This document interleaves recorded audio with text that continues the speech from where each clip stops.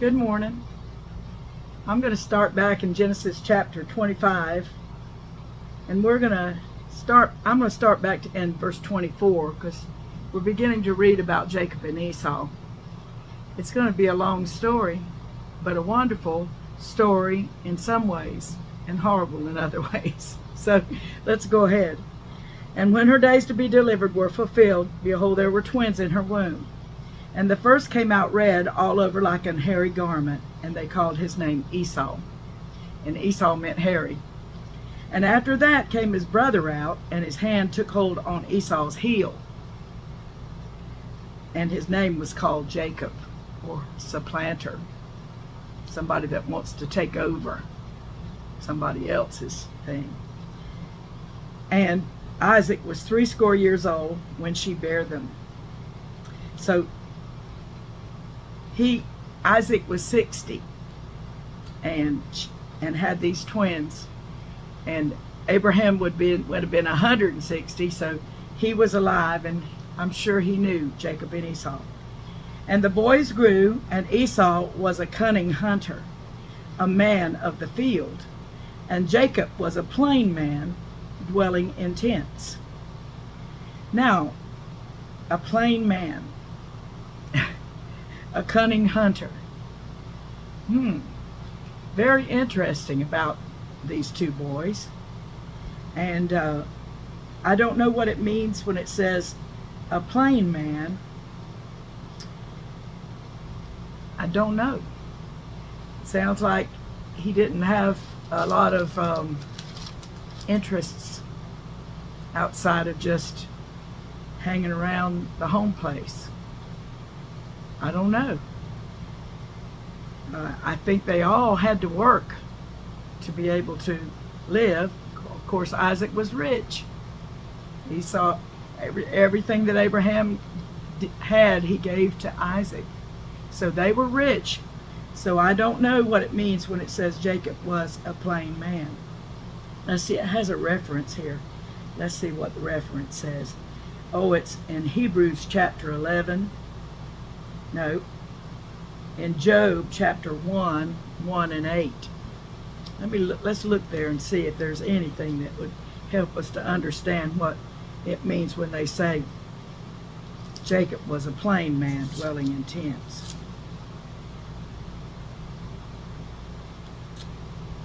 Job, here we go, 1:1. There was a man in the land of Uz whose name was Job. That man was perfect and upright, and one that feared God and eschewed evil. So in the 8th verse just says that again. Maybe that's what plain meant, that he wasn't somebody that wanted to pursue anything else, but just loving God. I don't know. So verse 28 says, and Isaac loved Esau because he did eat of his venison, and Rebekah loved Jacob. Did that mean Isaac didn't love Jacob? No. Did it mean that Rebekah didn't love Esau? No. It just meant that there was some favorites in here. And Isaac's favorite was Esau because Esau always brought him that good venison to eat.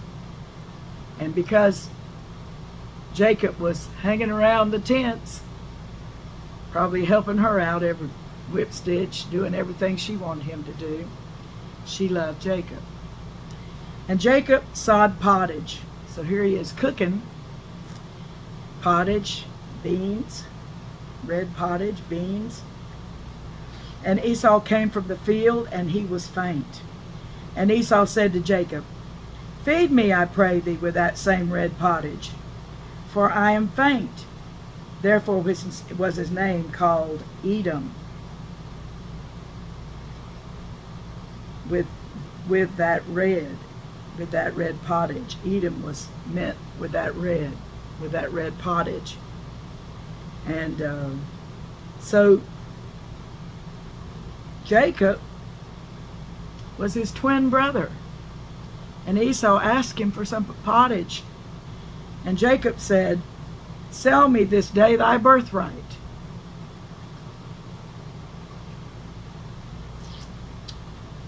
I'm not going to give you any, but if you want it, you have to sell me your birthright for it. And Esau said, "Behold, I am at the point to die, and what profit shall this birthright do me?" It didn't matter to him, did it? He always had it. It was always his. And he didn't count it as anything wonderful. But Jacob always wanted it. Now Jacob's got a way to get it. And Jacob said, "Swear to me this day." And he sware unto him, and he sold his birthright unto Jacob. Then Jacob gave Esau bread and pottage of lentils, and he did eat and drink, and rose up and went his way. Thus Esau despised his birthright. Sad, isn't it? I don't know why. People do things like that all the time. Sad. But Esau just didn't care. It didn't matter to him that he was the firstborn. They were twins. It was only a matter of a moment between them being born. But still, Esau was the firstborn. And when the firstborn always got the double portion of things. So, I don't know what Isaac and Rebekah would think about this, but Jacob knew. Jacob knew that Esau had sold him his birthright for some beans and bread. Thus Esau despised his birthright. So let's go on to chapter 26. And there was famine in the land beside the first famine that was in the days of Abraham. And Isaac went unto Abimelech, king of the Philistines, unto Gerar. Now, whether this was the same Abimelech, the same man, I probably think it's not, because it seems to me Abimelech must have been the name of the king, like Pharaoh was the king of Egypt. Abimelech was king of the Philistines. It seems that that must have been the way it was. And the Lord appeared unto him and said, "Go not down into Egypt, dwell in the land which I shall tell thee of. Sojourn in this land, and I will be with thee, and will bless thee. For unto thee and unto thy seed I will give all these countries, and I will perform the oath which I swear unto Abraham thy father. And I will make thy seed to multiply as the stars of heaven, and will give unto thy seed all these countries, and in thy seed shall all the nations of the earth be blessed. Because that Abraham obeyed my voice, and kept my charge, my commandments, my statutes, and my laws." Now, had God given the law yet? No. But Abraham knew what God wanted him to do, and he always did it. He did whatever God wanted him to do. He didn't want Isaac to go down into Egypt. He wanted him to stay in the land. It was the Philistines' place in that land then, and there's places that other people owned and lived in. It wasn't time for them to inherit the land yet, but God had given it all to Abraham. And God wanted Isaac to dwell there. He wanted him to stay in that land. And he said, "I will perform the oath which I swear unto Abraham thy father." And he said, "And I will make thy seed to multiply as the stars of heaven, and will give unto thy seed all these countries." Now, his seed, it didn't say seeds. Already God had decided who was his seed that was going to be the one, because it said 2 nations. When he's talking to Rebekah, he says, 2 nations are in thy womb. Verse 23 of chapter 25. "And 2 manner of people shall be separated from thy bowels, and the one people shall be stronger than the other people, and the elder shall serve the younger. So it was already decided that Jacob was that seed, but Jacob didn't know that, I guess, and Jacob felt like he had to have the birthright. He had to have the approval, and he had to be the one. He had to be the one that God chose. Now, whether Rebekah told him this, I don't know. Perhaps in all the dwelling around the tents and talking to Rebekah, she may have told him, the elder shall serve the younger. I don't know, but that's what God had told her. And so the seed, thy seed, was going to be Jacob. It didn't matter if he bought the birthright or what. That was what was going to happen. So, and then God told Isaac, because that Abraham obeyed my voice and kept my charge, my commandments, my statutes, and my laws. So whatever Abraham knew about what God wanted him to do, he did. It wasn't codified in a law yet, like it was going to be. But guess who wrote the book of Genesis? You know, don't you? It was Moses. And Moses knew all of this. God showed him all of this to write. And all the way down through Deuteronomy, which means the second telling of the law. So he wrote Genesis, Exodus, Leviticus, Numbers, and Deuteronomy. So when we're thinking about him writing about Abraham, he knew that God had already shown him some things that maybe weren't written in the book of Genesis, but Abraham knew about what God wanted. Verse 6, and Isaac dwelt in Gerar. Now Gerar is the Philistines' land. You want to see where it is? Let's look where it is. Let me see if I can find Gerar in the maps. Go to the maps. Gerar in the Philistines' land. Canaan of the patriarchs. It should be right here. Let's see. Isaac dwelt in Gerar. Maybe I have to look in this big atlas. Isaac dwelt in Gerar. There we go. Let's see, there's Gezer, not Gerar.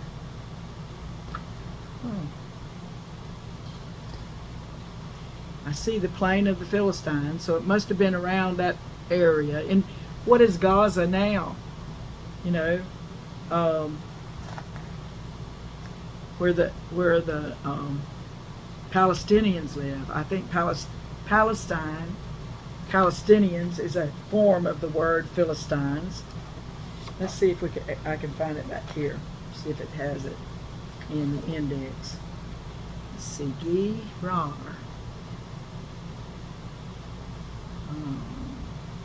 Gerar, pages 16 at the bottom. Let me look at 16. It's good to have a Bible atlas. You can see, try to find these places and think about how far everything was. Let's see, page 16 at the bottom. Okay, here it is. This is the journeys of Isaac and Rebekah. I should have looked there first, right? Gerar is over near, not too far from the coast of the Mediterranean Sea, down there where Gaza is, and it's not too far from Beersheba, and not too far from Mamre and Hebron, where Abraham was buried. So you see that these are the places. I'm going to just leave that open there because that's where Isaac and Rebekah lived, and they lived in Gerar. And Isaac dwelt in Gerar, and the men of the place asked him of his wife, Rebekah. And he said, she is my sister. For he feared to say, she is my wife, lest, said he, the men of the place should kill me for Rebekah, because she was fair to look upon. Now, Abraham had him a beautiful wife, Sarah, and Isaac had him a beautiful wife, Rebekah. I'm going to tell you something, you men. Maybe you ought to look for some woman that's not so beautiful where you can say she's your wife. I'm speaking for all of us who nobody would say, who is she? But the Lord, now listen, sisters, I'm not talking to us, because the Lord beautifies the meek with salvation, right? He has. He's beautified me with his salvation. I know it. But as far as somebody being afraid to say I was their wife, it might not be because I was so beautiful. It might be the other reason. Oh dear. And it came to pass, verse 8, when he had been there a long time, that Abimelech, king of the Philistines, looked out at a window and saw, and behold, Isaac was sporting with Rebekah, his wife. Doesn't brother and sister play together? Not that way. He must have been chasing after her, getting his arms around her and kissing her. Neat things that married people do. Oh well, don't think back on it. It doesn't help. Anyhow, he was sporting with Rebekah, his wife. I love these kind of things in the Word. We are human, and humans love each other. We do love each other, and it's one of the most delightful things about life. You know, they say love makes the world go round. Well, that's because God is love.